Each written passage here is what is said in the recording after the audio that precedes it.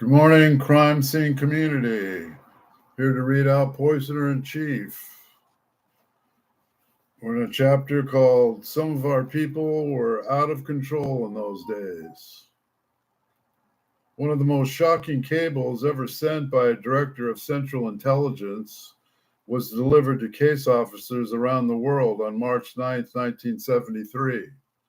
James Schlesinger, who had been running the agency for barely 4 months, who had just fired Gottlieb, wanted to stun the CIA out of ingrained habits. The Washington scandal had set off public demands for candor and transparency in government.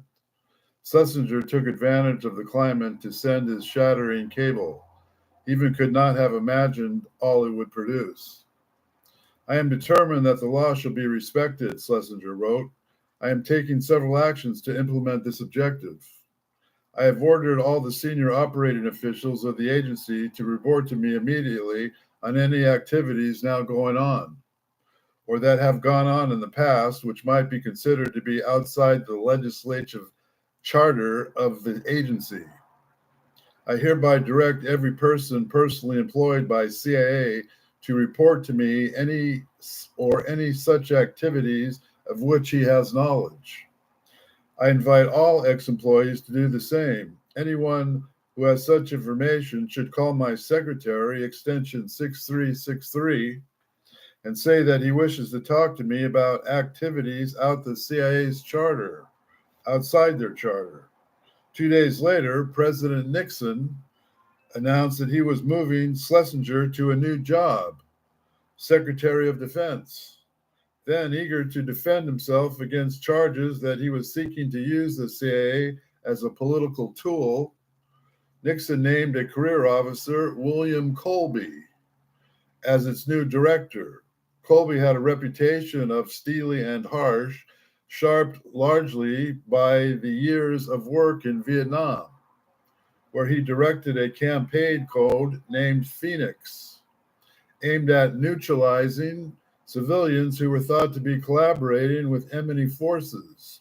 Torture had been part of Phoenix, and Colby himself had confirmed that its agents killed more than 20,000 Vietnamese.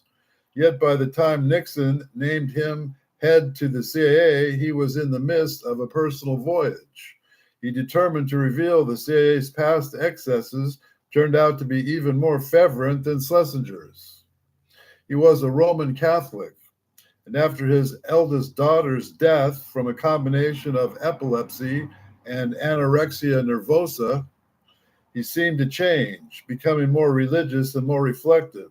According to one intelligence historian, Colby's colleagues noticed a change in him and put it down to his daughter's death and the harassment he faced over Phoenix. In retrospect, they felt that he had got religion, that he was a soldier's priest, and that in his own way, he was trying to do the best for the agency, convinced that if he made a clean breast of the CIA's secrets and could be put in the past, implicit in the decision was a recognition that the agency's secrets were going to come out anyway. So he contrived and involved American political leadership in the embarrassment of discovery. Soon after Colby took office, he was handed a thick, loose-leaf book that would change the CIA forever. Inside were all the responses that the CIA officers had sent to Schlesinger after he ordered them to report illegal acts that had committed or knew about. The files, 693 closely typed pages. Among them were references to research in behavioral drugs and human volunteers. Gottlieb's name appeared once. In January 1973, Dr. Sidney Gottlieb advised that he was acting in instructions from DIC Richard Helms, ordered the destruction of all records associated with drug research and testing. One response said on January 31st, 73, 7 boxes of progress reports from 53 to 67 were recalled from the archives and destroyed.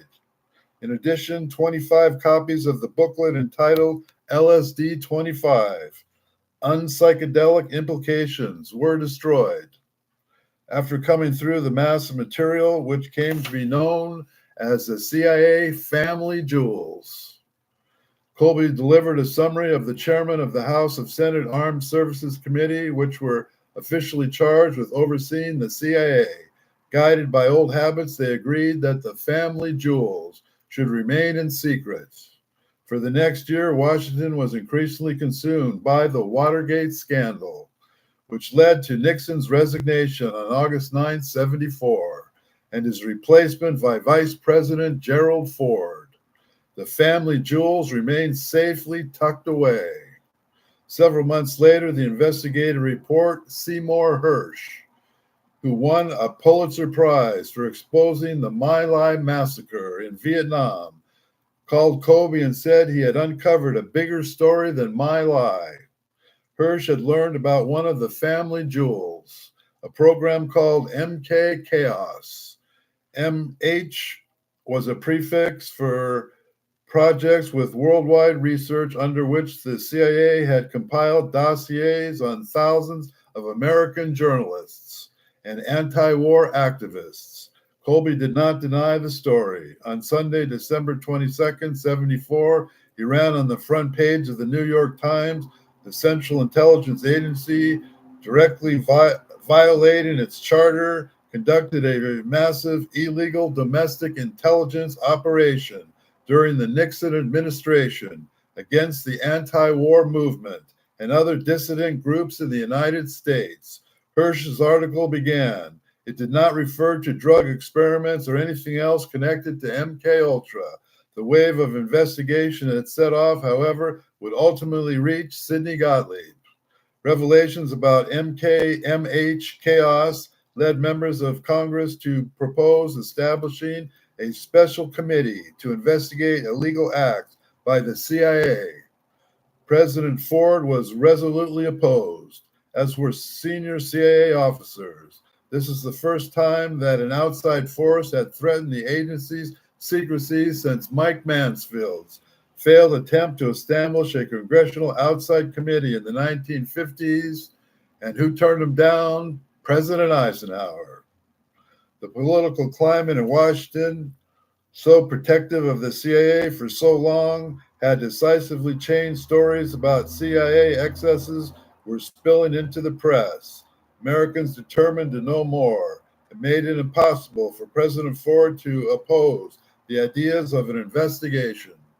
Instead, he tried to preempt Congress. Unnecessary disclosures would almost certainly result if I let Congress dominate the investigation, Ford wrote in his memoir. I decided to take the initiative. On January 4th, 1975, Ford announced the formation of his own CIA commission. He wanted a bland report that would find some mischief but no great crimes.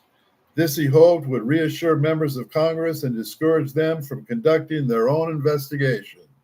He described the United States as best by continued threats to our national security, said that the CIA was fundamental in providing the safeguards that protected our national interests.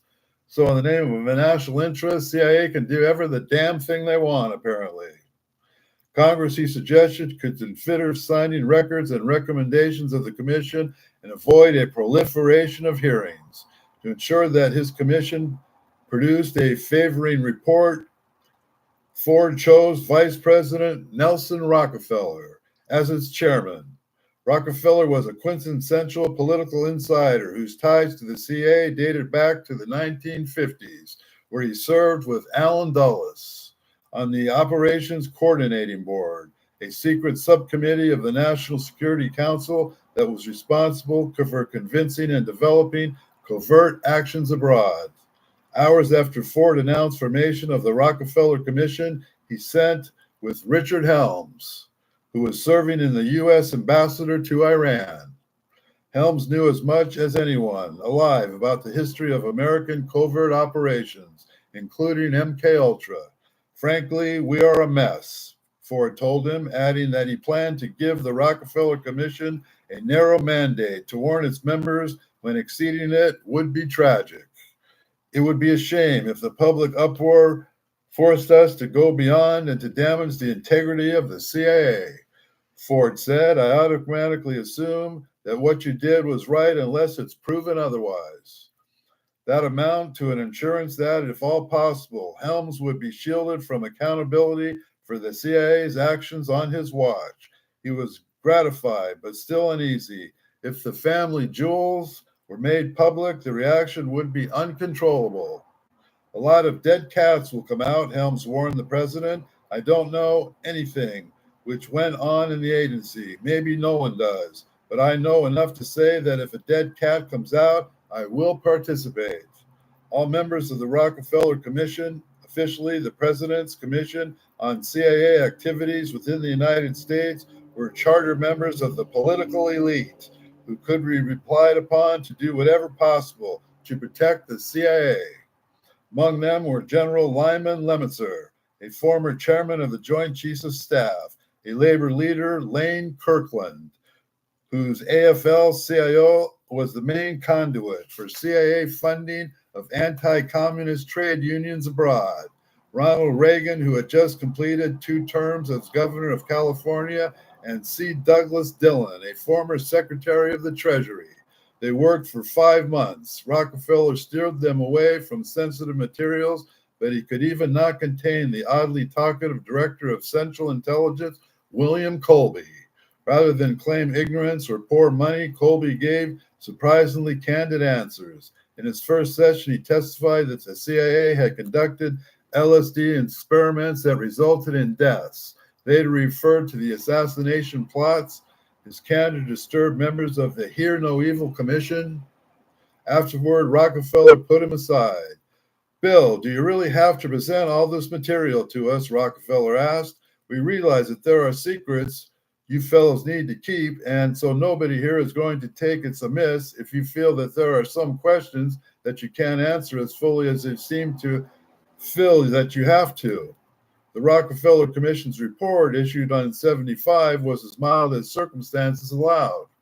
It concluded that the CIA had carried out plainly unlawful operations, including spying on protest groups, tapping phones, committing burglaries, and opening mail. Stories about assassination plots against foreign leaders had begun to circulate in Washington, but the commission reported that the time did not present a full investigation.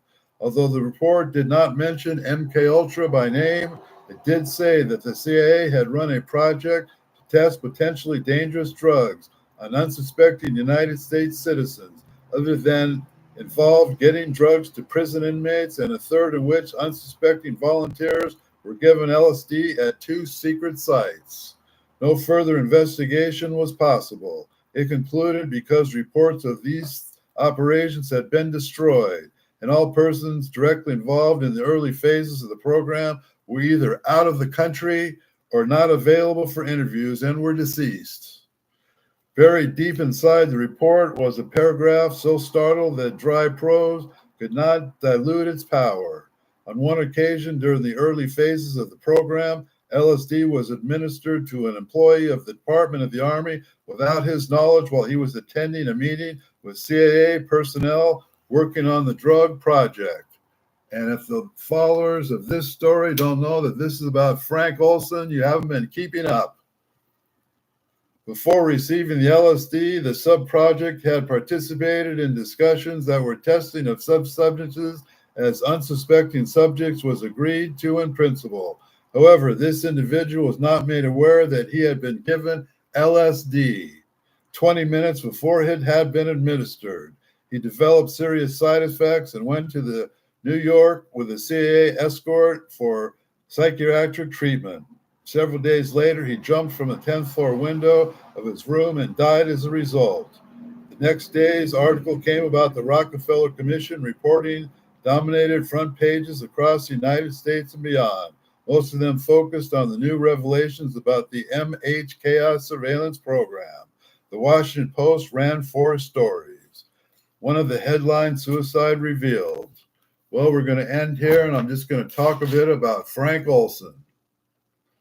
In 1953, in 1953, at some point, President Ford apologized to the Olson family, and they got a bunch of money. But at some point, there was a second autopsy performed by the private family. You know what they found in the second autopsy? Head trauma to his head. So you don't smash yourself in the head and then jump out a window. Somebody hit him in the head, pushed him out the window. That's why they got a settlement in 76, but they never apologized for killing their father. They just said, well, we accidentally poisoned him or something. So anyway, if you think I'm speaking any truth here and you like what I'm saying at all, please like and subscribe. I would love to earn your subscription. Have a nice day.